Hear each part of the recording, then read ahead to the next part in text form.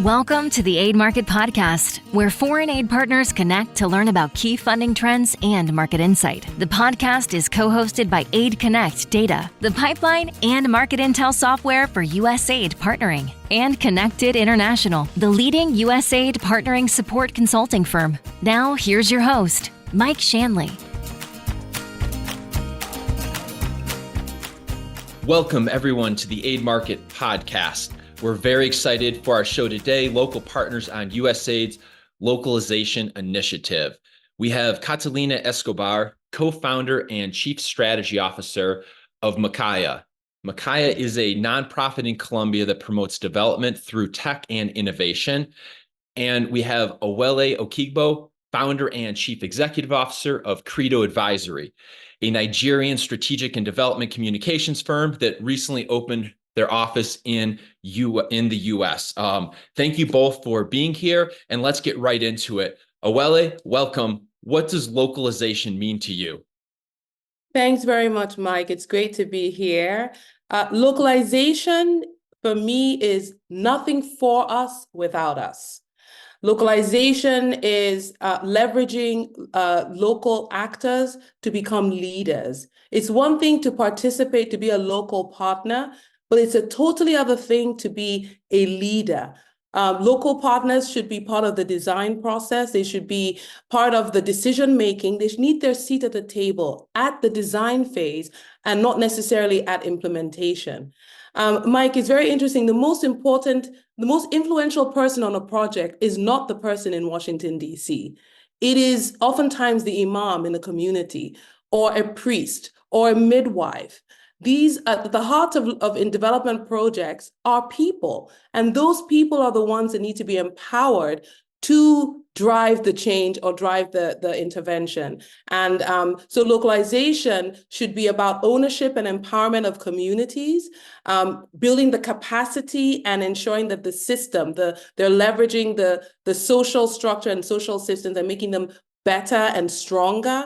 It's about leveraging the soft power of local actors, leveraging on their local knowledge, leveraging on their understanding of the context in which they're operating in. No one knows a community better than the community members.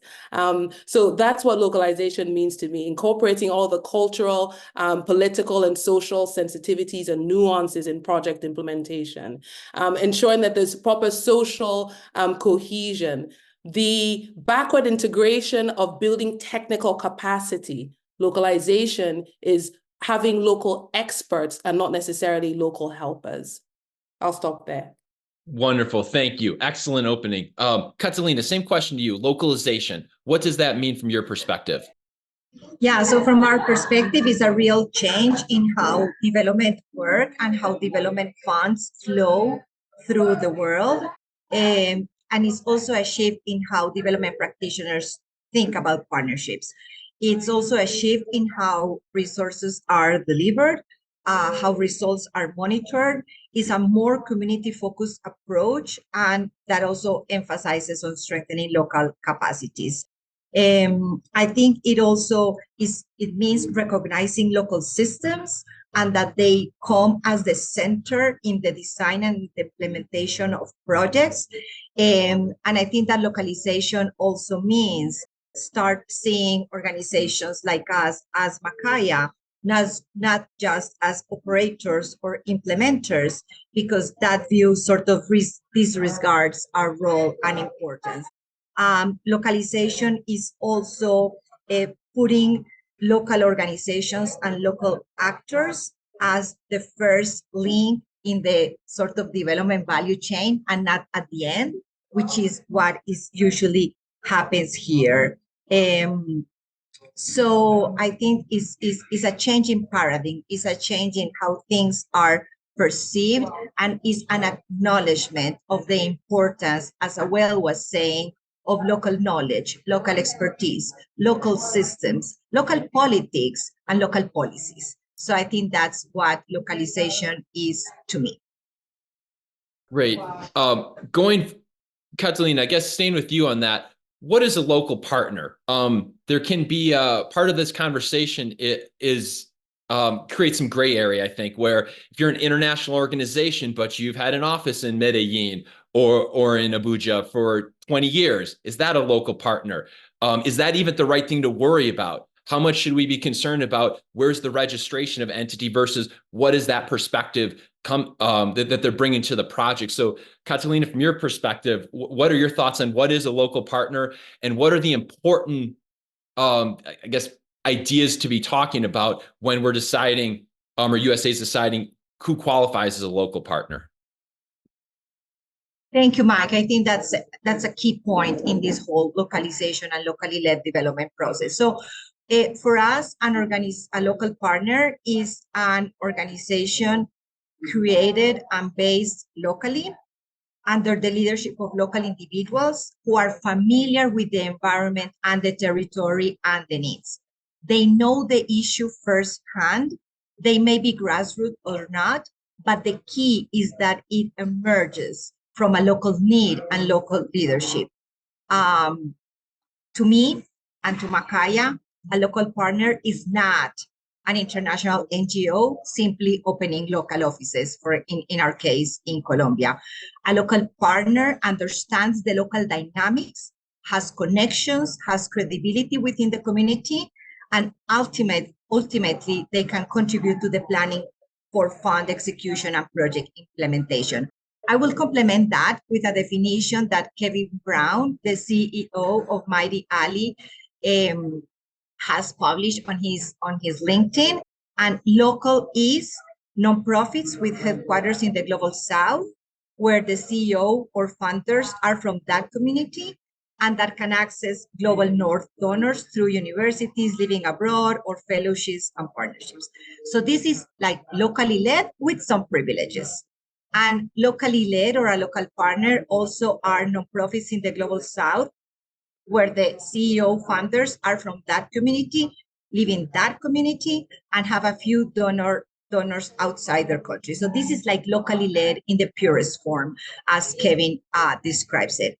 But a local partner to us is not nonprofits based entirely in the Global North, just working in the Global South, or nonprofits with headquarters and most leaders in the Global North and simply satellite or registered office in the Global South. So I think that's food for thought for now from our perspective of what a local partner is to us. Absolutely. Thank you, Catalina. Awele, your thoughts on that? What is a local partner? How should we even be framing that conversation? Yeah, well, Catalina did an excellent job in making that distinction. What I would add is a local partner has vested interest, and vested interest in the sense where it is you have a stake in the implementation of that project. So you're from there. You have strong ties there, not financial, not necessarily within the framework of international development. So when you have these local connections, it helps with the sustainability of a program, as well as building trust. Trust is integral in development projects, especially where you have interventions where you're trying to change, behavior, where you're trying to, especially around a lot of health projects, in the energy sector. My firm, Credo Advisory, was able to do a lot of work in local communities and working with local partners in Nigeria. I'm from Nigeria. I'm not local in some regions because I'm not from there. So even within a country, you can actually be a non-local. So it's very important to really make that distinction at the project level, at the community level, that there's vested interest and you're able to find people who are from the community, who are empowered.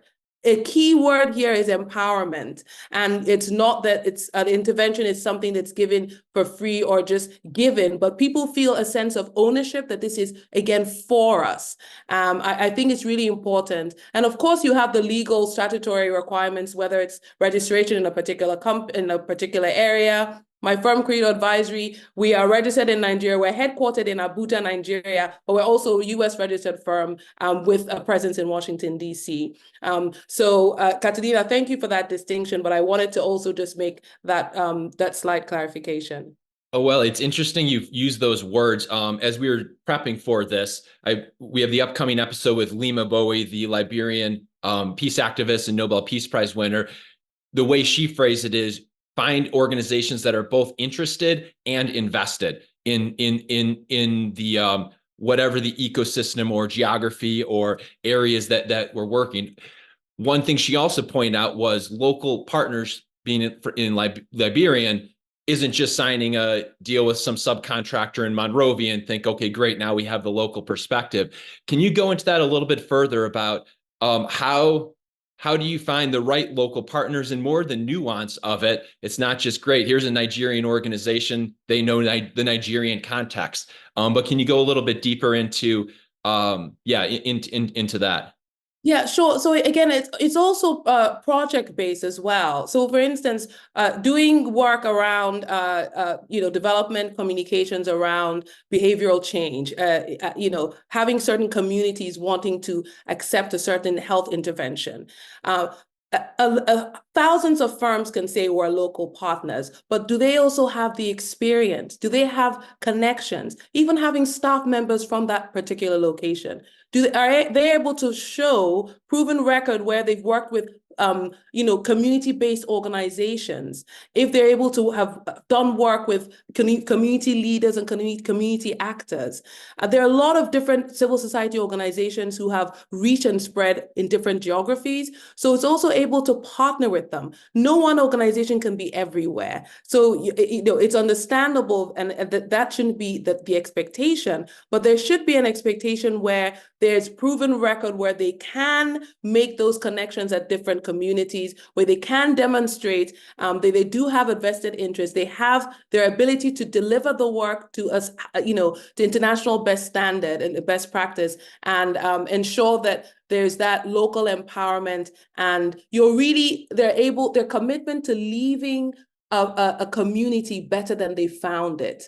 And another distinction I like to make is, you have implementers going into communities, but it will not be sustainable until the communities are actually the ones doing the implementation. So there has to be a proven record of capacity building and training communities to be a part of the process, to be a part of the solution, and to implement and monitor their own programs for themselves with technical support from the different development partners.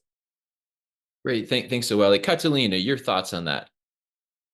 I think that it's also important, Mike, to know the local systems and the local policies, and that takes time.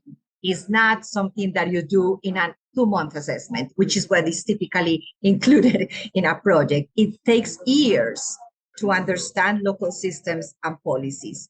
And I think that once you understand local systems and policies, you're going to be able to see who are the players who are inside the system, who are also outside of the system. And I think that's key here, because it's important to find these local, not only in the big cities. In the case of Colombia, in Medellin or in Bogota, you really have to go to the rural areas, because those people there are really driving development and are the real actors and the real players. And maybe they just need a little push, but they're driving their own development agenda of their own territories. So this takes a lot of time. So as I said, it's not just doing a 2 or 6 month assessment. Find the associations, find the local leaders, find maybe social sector leaders that maybe are not affiliated to our organizations, but have an influence in how the sector is driving and is going. And if I can just say it here, also use local platforms. MAKAIA, for example, has a platform in which international development practitioners can find local organizations in LATAM. So again, that's an example of knowing the local systems, the local associations, and the local policies. Great. So USAID's Administrator Samantha Power has made localization a priority of this administration. Going back, I've been in the market now for 20 years. There's been USAID Forward and plenty other similar initiatives. How do you think USAID or some of the other donors are doing on localization? Awele, do you want to go first on that? I'm happy to. I do have to say that USAID has really been leading the way in driving their localization policy. And this is from my experience with working with, most of the development partners. They've been quite aggressive in driving it, the way it's been defined. So it's one thing to have the framework and to have a policy, but it's clear that they are really trying to walk the talk. They have, for instance, I'm aware they have a program called Local Works. It's just designed to ensure across Africa, to ensure that all of their programs in these countries do follow the locally led approach and localization initiative. And really, there can be no sustained development without that local leadership. And another thing I've noticed about USAID is that there's that shift. They're beginning to have the shift of local partnership to local leadership, two very different things. Being a local partner is very different from being a local leader. And that's the shift that I'm noticing with USAID. There's still a lot of work that needs to be done, still a lot of improvements, but I'm very encouraged in what they're doing so far, particularly around, in local works. I'm just from my own experience as a local partner to USAID, it's been a real learning experience for us, challenging because of in navigating that space and trying to really understand the environment, working with primes, who's a prime, who's not, and how to navigate that, which I'm happy to address later on. But I do have to say that it is very encouraging, and there's of course room for improvement. Quick follow-up on that shift to local leadership. What are some of the tactical steps, strategic decisions? What was your view on how USAID was, the pieces that you feel were successful or were good progress? How did they do that? Maybe think of advice for other donors who are listening to this and ways they could successfully incorporate that into their programs. So I think also the shifting of power to local actors and the intention around having an inclusive development lens, having requirements around incorporating marginalized and underrepresented groups. Very intentional in the project we worked on. There was always that lens in inclusion and ensuring that communities that were perceived to be on the fringe, based on whatever social or cultural context, that there was that inclusion. The also channeling of challenging of funding directly to local partners. Other development programs, I can't say maybe this have been this intentional. And USAID have really used their convening power the right way. I think they can do more. They're one of the largest development bodies. So they serve as a global advocate for localization. They convene a lot of events, virtual and in person, to really drive the localization agenda. And I think other development partners it really behooves them to follow suit, and there should really be healthy competition amongst them and a collaboration amongst development partners to ensure that it goes beyond the rhetoric and really is now, action and sustainable action. Thank you. Catalina, what are your thoughts on that? USAID's localization initiative, how they're doing? Yeah, thank you, Mike. So I'm going to go back to the definition. So for USAID, USAID defines localization as the process of empowering local actors, strengthening local systems, and making sure their work aligns with the needs and wants of local communities through internal changes and adjustments. So I agree with Awele. I think is a thought that is in the right direction regarding the promotion of local capacities. However, like any strategy, the key lies in its implementation. So I think that everything in the paper sounds perfect, but when you go and implement it, is more challenging. So I'm going to give you some numbers that I found around USAID's localization strategy. So in November 2021, USAID set a goal that of giving 25% of the agency's money to local organizations by fiscal year 2025. In fiscal year 2022, direct funding to local partners reached 10.2% of attributable obligations as measured by their indicators. And when they say local partners, they mean organizations, firms, and individuals based in the countries in which USAID work. So I was really happy, like while preparing this session, I was very happy to see that all this is public information. So thank you to USAID. They have published an Excel file where we can download it and we can analyze the numbers per country, per topic, per recipient, everything. So I was really, really happy to see these numbers because this is very coherent with the strategy. So if you set a strategy for localization, publish the information. So I was really happy to see it. So I played around with the numbers a little bit. And in a country like Colombia, which has been categorized as a country in its journey to self-reliance, for the latest fiscal year that there's information, which is fiscal year 22. So the amount of funds that was defined as local, unfortunately, it was only 3%. So the global average is 10.2, but Colombia's average, which is what interests me, it's only 3%. And I was also surprised to see that since local is also means local contracts and local acquisitions, if I analyze that to only account for funds that went to local nonprofits doing development work, it was only 2.7%. So I think there's still a big road to go. And I think that there's many things that USAID and primes can do to start increasing this number to really go and meet the expectations that they set themselves.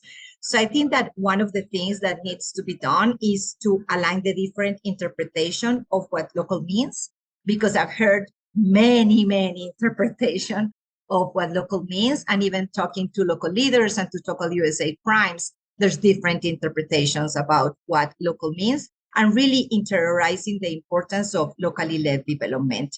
And I think that for traditional USAID primes, this is a huge opportunity to rethink their role in development, since most of USAID contracts and projects go to international NGOs, and nonprofits in a country like Colombia end up with the smallest sub-awards.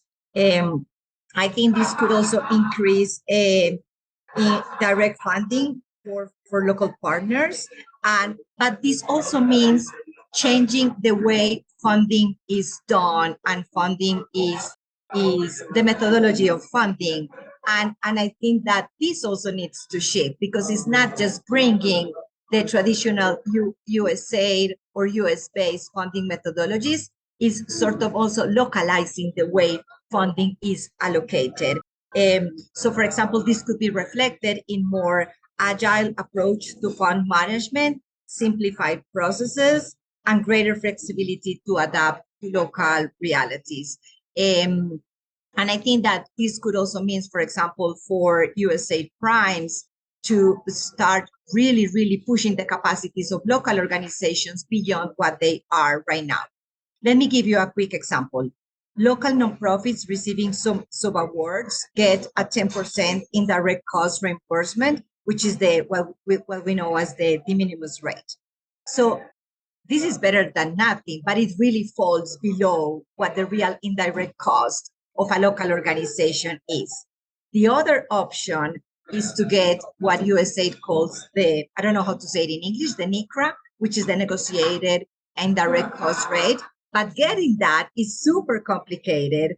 And the only ones that have a negotiated NICRA are the large, big international NGOs. So we should also put in the agenda the talk about indirect cost, and how that also needs to be equitably allocated to local organizations, and what needs to happen, or what we all need to do to make that a reality. And I'm going to stop there because I know I said a lot in a few minutes. Thanks so much. And if I may, Mike, I would like to just to piggyback on what Catalina was saying. Another area of improvement, I think, is for USAID and other development partners to use a more like a whole system in room approach at the design. A lot of times, how many times do you have bids where the local partners and the local element only comes typically after the contract, after the program has been designed, and then primes start looking for local partners. I think there's certainly a need to kind of revisit that. Private sector should be involved. Community-based organizations.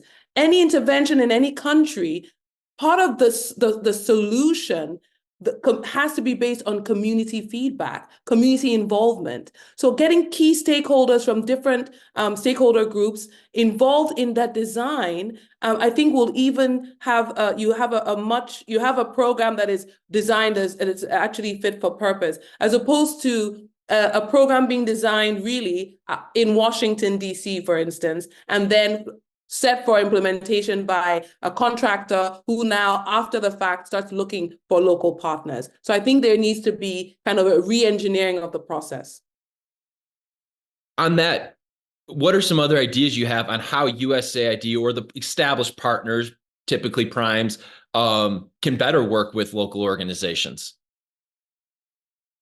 And we're wrapping up in a couple minutes here. Great. So, my firm, we've had an incredible shift from being based in Abuja, and we are now operating as well in Washington, D.C. Local partners in their locations. How do you get on the radar of primes?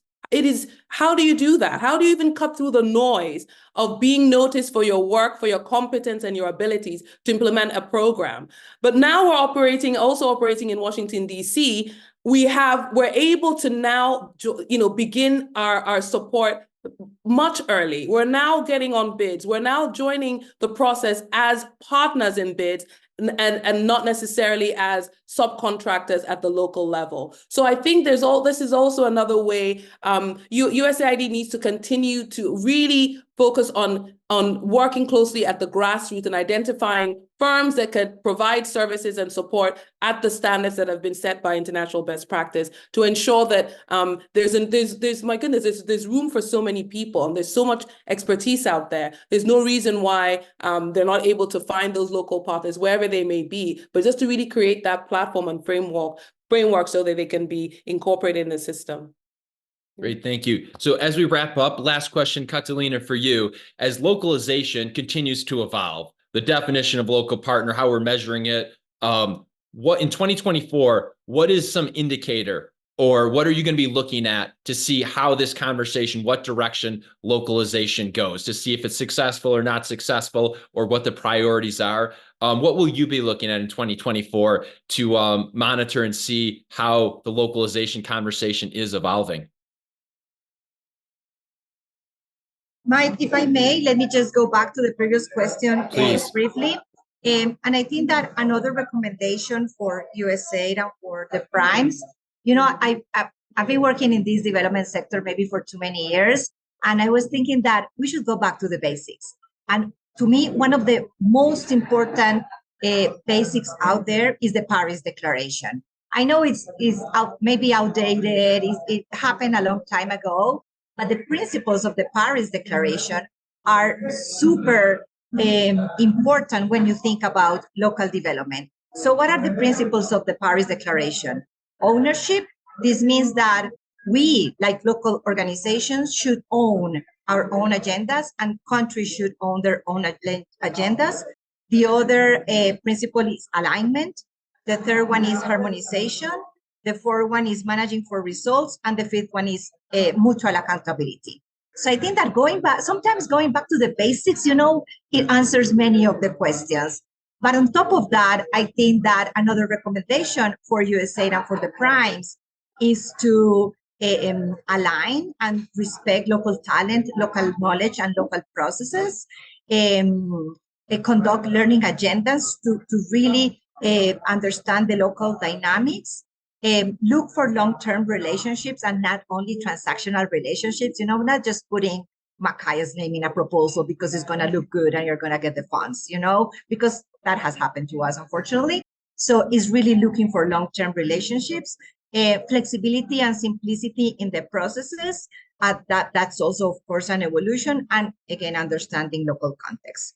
So in terms of what I would like to see more happening, like if I look at the future, I really hope that the percentage of money going to local organizations increases. And now that I can know where to find the data, make sure that I'm going to be looking at that data in the future. But it's not only the percentage of, as another indicator, the percentage of funds going locally, but the diversity of the organizations locally receiving the funds. Because we wouldn't do anything if all the money locally goes to the same organizations. So we need to really increase the pool and the diversity of those organizations receiving international funding. And I'm going to stop there. Thank you. Great. Thank you. Awele, can you wrap us up? What in 2024, what are you going to be looking at to see how the localization conversation and priority is evolving? Thank you. So I think it's really, as Catalina had mentioned, I think for me, diversity. And I mentioned before, there's so much talent. You have a lot of local organizations who are doing really good work, but they're not getting credibility. Sometimes they don't even get the recognition for their work. And it's always consumed behind the primes, these big multinational corporations. And then there's a lot of good work being done because of that, because of the local organizations. So it's even getting the recognition. And it's that recognition that empowers and motivates everyone. And slowly you get a lot more local talent, and you're growing a local industry. You're increasing and advancing local expertise and knowledge building. That's really key. And that's really what development is about. So while you may deliver a project successfully, how are we measuring? How has the local economy or local talent pool improved? Is that an indicator? I'm not sure. If it is, we need to put more of a highlight on that. Wonderful. Well, Awele, Catalina, thank you so much. You can connect with both of them through the show notes and check out MAKAIA and Credo Advisory. Also, their websites are in the show notes. Thank you both for joining us today and taking some time to share your thoughts on this important initiative. And we'll be in touch as this conversation continues to evolve over this year and in coming years. So everyone have a great day, and thank you for joining. Thanks, everybody. Thank you. Thank you, Mike. Thank you, Awele. Thank you. Bye. Thank you for tuning in to the Aid Market Podcast. If you enjoyed today's show, be sure to subscribe wherever you get your podcasts and connect with Mike Shanley on LinkedIn to stay updated on the latest USAID funding trends.